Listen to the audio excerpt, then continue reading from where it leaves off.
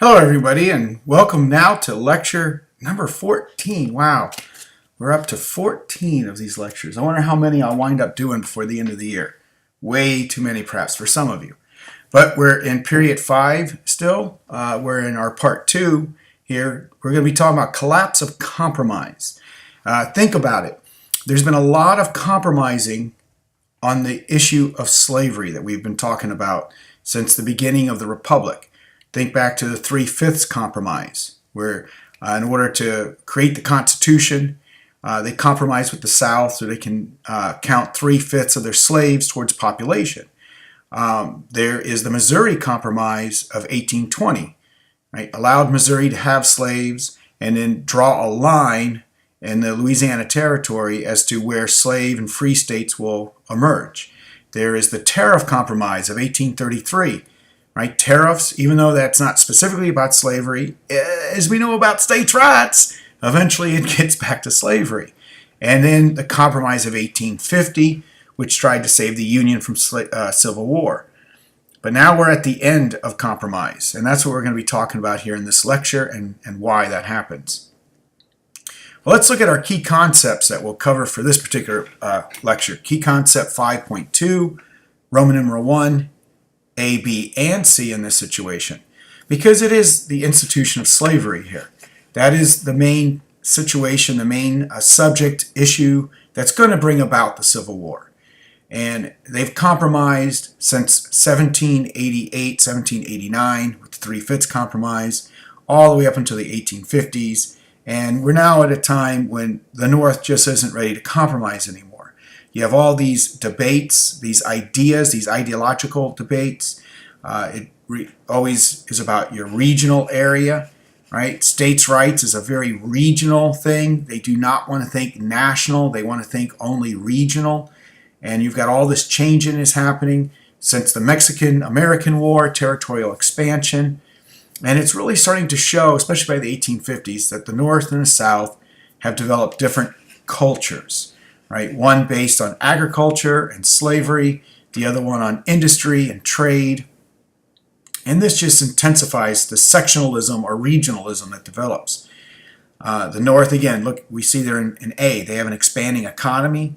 They rely only on free labor. Of course, they don't treat their free labor all that well, and that's a very truism. They depend a lot on immigrants, and they really abuse them in a lot of different ways. But this is a contrast to the way the South is dependent upon their economic system, which is slave-based. So you can see here, there's that whole concept there that I can absolutely test you on, word for word. I can give you multiple choice questions that are derived right from that. So when we get ready to study for our next exam, make sure you go back and you look at this particular key concept here. Abolitionism, also very testable. It's a word right there in the concept for us. We see that, how did the abolitionists, now this is a northern movement that starts as a minority, but they begin to influence a lot of individuals. In class, we're going to talk about some of the things that they did. We know that they mount this very visible campaign. Several of the strategies range from fierce arguments. We'll talk about some of the arguments in class, especially when it comes to the Compromise of 1850, certain speeches that are given. There are books that are written. Uncle Tom's Cabin will be a very, very important book for this time period that will put a huge spotlight on how slavery affects the family. They help slaves escape through the Underground Railroad. They also will ignore the fugitive slave law. Make sure you take note of what I say here. I know it's not on the PowerPoint, but I just said it. They ignore the fugitive slave law. That's a very important thing to remember. And they'll even use violence. A guy named John Brown is going to come to Kansas, and there's going to be a lot of bloodshed when that happens. Of course, again, states' rights. It's always that issue. Nullification. We're going to nullify whatever the federal government does because it goes against our states' rights. Basically goes into this racial stereotyping that the South has developed. That was one of the questions we even had on our last exam, but it's a question that obviously stays with us. This Southern apologist theory, why slavery became a positive good, why they try to explain it that way. We're also going to be looking at key concept 5.2, Roman numeral 2, A here. Again, political compromising is failing now. Once we get past 1850, there's going to be no more compromises. And the bitter election of 1860, which is the one Abraham Lincoln wins, that's what's going to finally split the Union. In class, we're going to talk specifically about the Compromise of 1850, but here in this PowerPoint, we're going to look at the Kansas-Nebraska Act and the Dred Scott decision. Basically, the Civil War is going to begin at this moment, the Kansas-Nebraska Act. It's going to lead to something known as Bleeding Kansas, and things are just going to go from bad to worse. So let's get into these. Some of this is not examples. Obviously, if I'm going to talk about Kansas-Nebraska, that is a testable thing. Dred Scott is a testable thing. So they're not just something you can use as an example, let's say in an essay. All right, well, we've been talking a lot about the failure of the Whigs. I showed you that political cartoon of the Whig Party going to the all salt river there, their political demise. And it's going to basically happen here in the election of 1852. The Democrats turned to another dark horse candidate like they did in 44 with James Polk, and they now turn to a general. Franklin Pierce was a general. He's known as the fainting general because in the Mexican-American War, he was inspecting his troops on his horse, and apparently he had hurt himself. I guess he had pulled a groin muscle, and his horse kicked up on him, and it caused so much pain that he fainted off of his horse. For the most part, when we think of this guy here, Franklin Pierce, how can I best explain him? Yeah, I mean, not one of our better presidents at all. He is a northerner, but he's pro-South. He's pro-slavery. And that's why the Democratic Party will choose him, because they feel like this will keep the Democrats a national party. You nominate a Northern Democrat who is pro-South, pro-slavery. The Whigs tried one last time. They got their own general, Winfield Scott. But as I've been telling you again and again, the Whigs are too divided between Northern conscience Whigs, many of which are becoming abolitionists, and the Southern cotton Whigs, who are, in fact, slave owners, and eventually are going to leave the party completely. And this is basically our last real election for the Whig Party. They're going to fall apart. Franklin Pierce will win this election, and it's not really going to be good for the country. Let's just put it that way. Now, turns out during his presidency, America becomes even more expansionist. We start to open trade with Japan during this time period. He sends over a small fleet under Commodore Matthew Perry, not the guy from the TV show Friends, by the way, but a different Matthew Perry, and goes over there and basically forces the Japanese into a trading agreement with us. There's some incursions into Central America. There's something known as the Onstead Manifesto that takes place where he and some Southerners secretly try to take Cuba away from the Spaniards, right, from Spain. Europe was involved in a massive war known as the Crimean War, and while the Europeans are involved in this huge war over there, he and the Southern Democrats try to take advantage of this and try to steal Cuba, basically. It won't happen, but we see that he is open to expansion.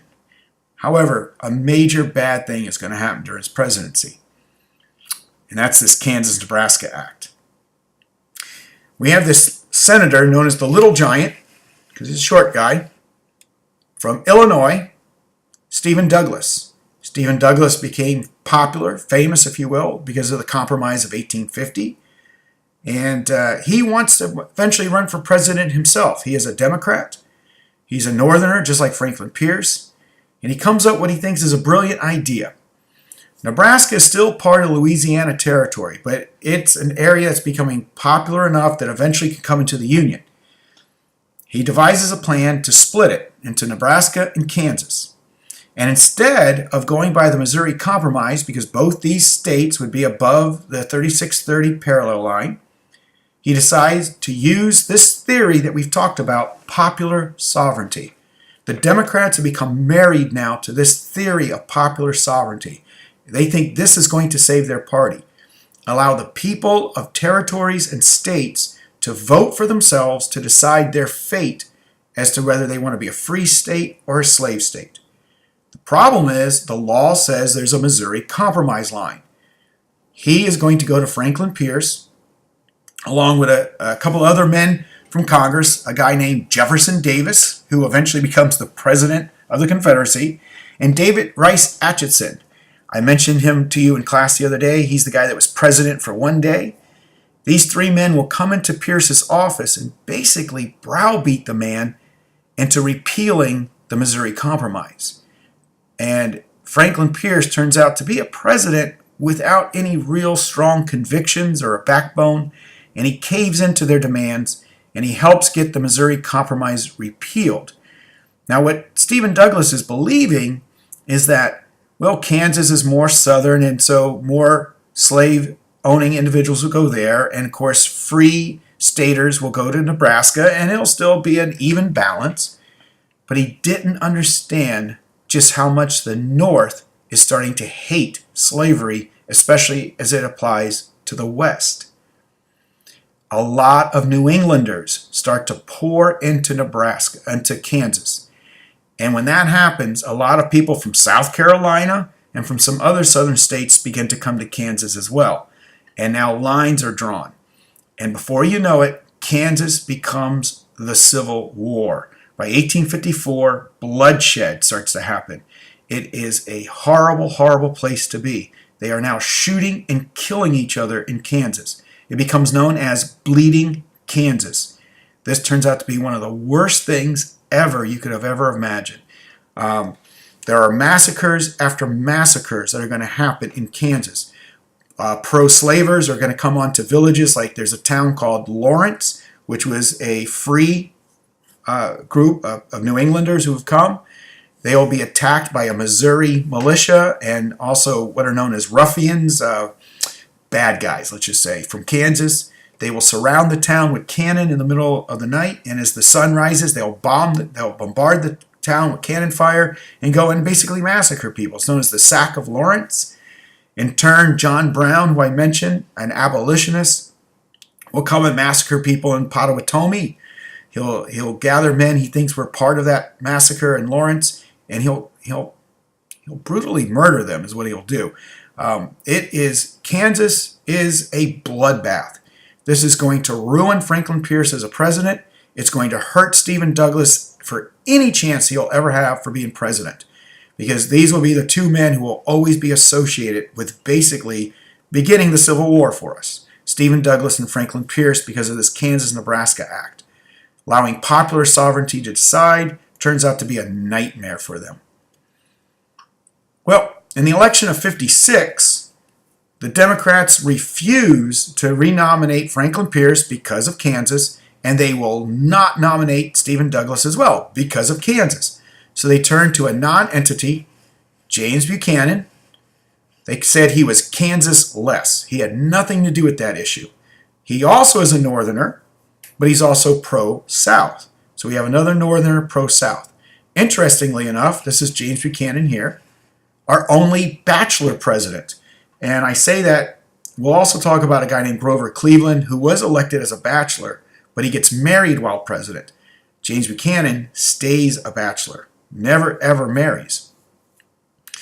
Now, there's going to be a moment. He is going to win the election of '56 because the Whigs they're falling apart. There's a brand new political party called the Republicans now. They have their first campaign in '56, but they're only a regional party. They're only in northern states, so they don't win this election either. But they get themselves known. They become known as a party that's for ending slavery in the West. Not necessarily freeing slaves. We don't want to go that far just yet. But they are for ending the extension of slavery in the Western territories. But a huge a huge controversy now emerges.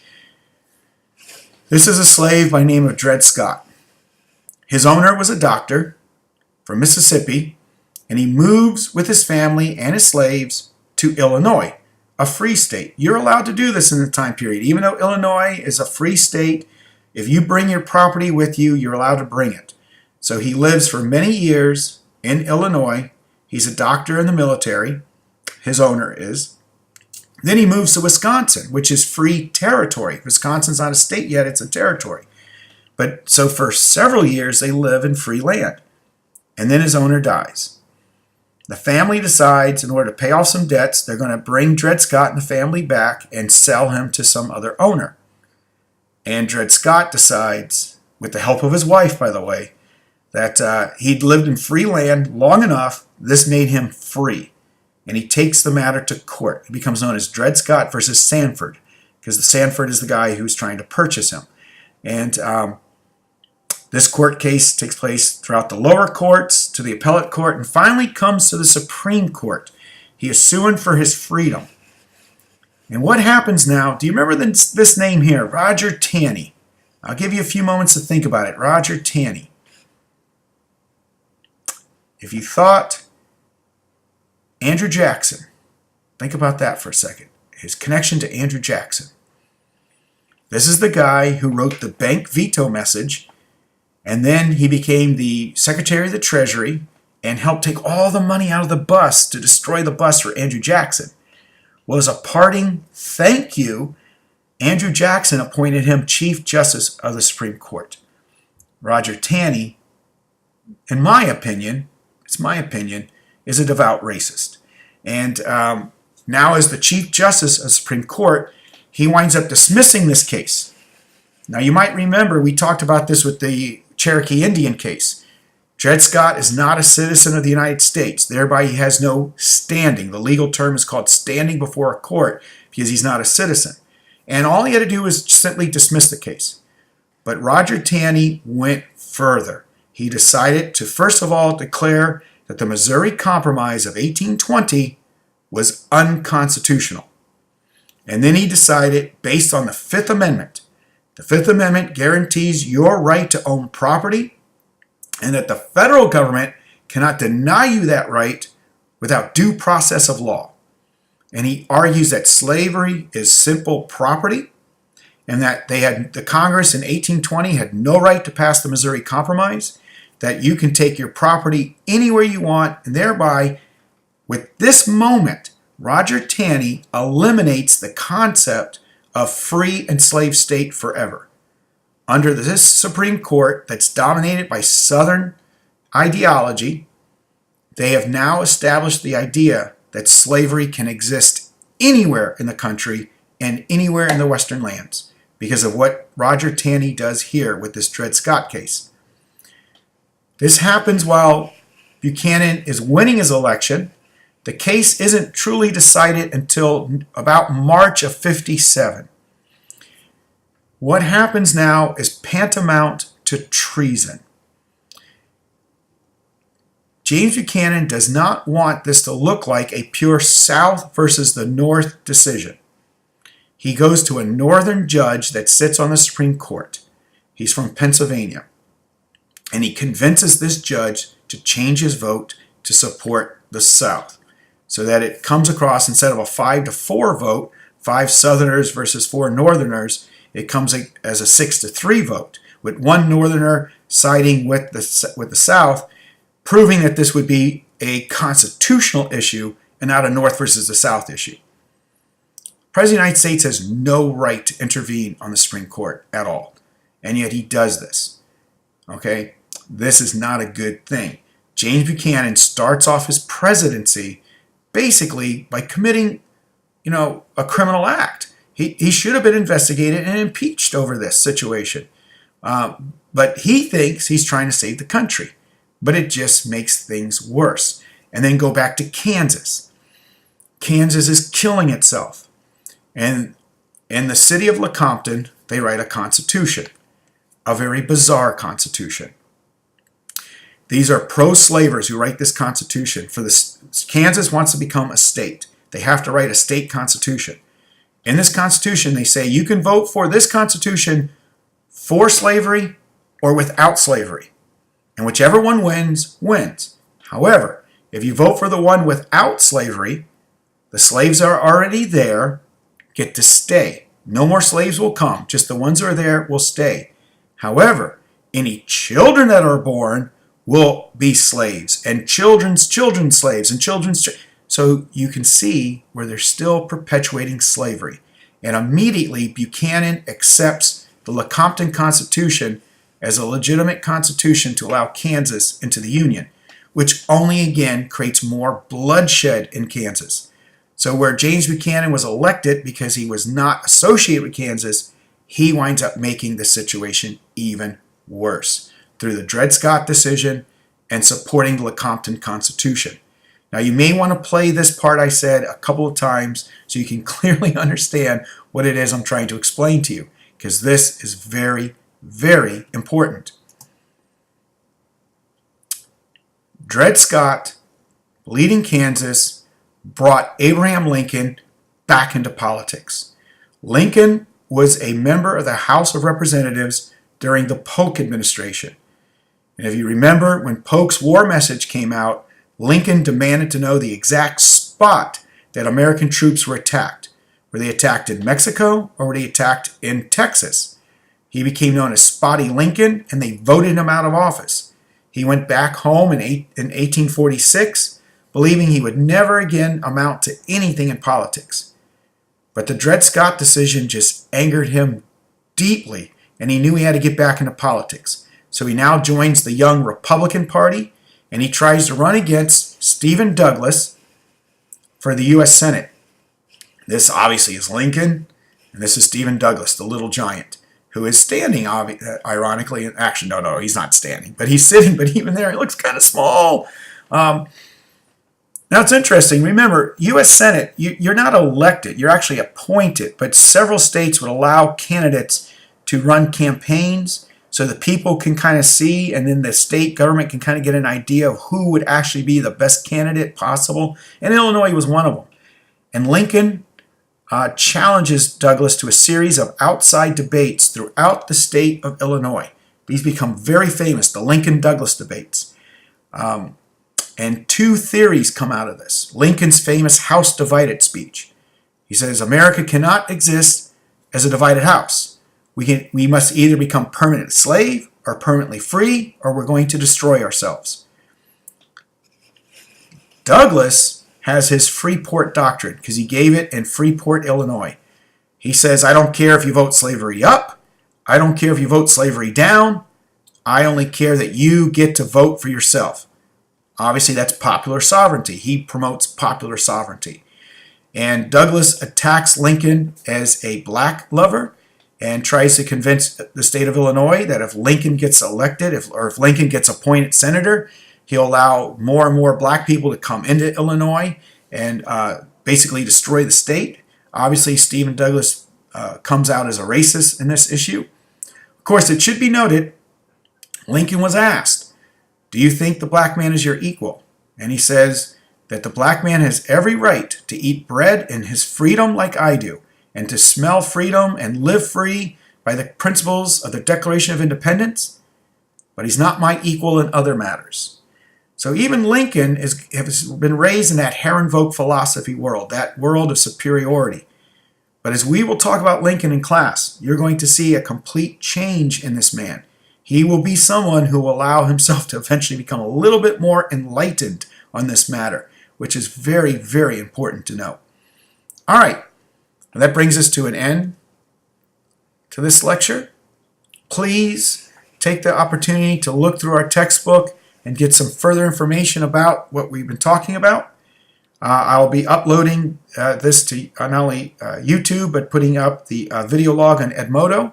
And this will be due Thursday. This one is due Thursday this week. All right. Everybody have a good day now. See you later.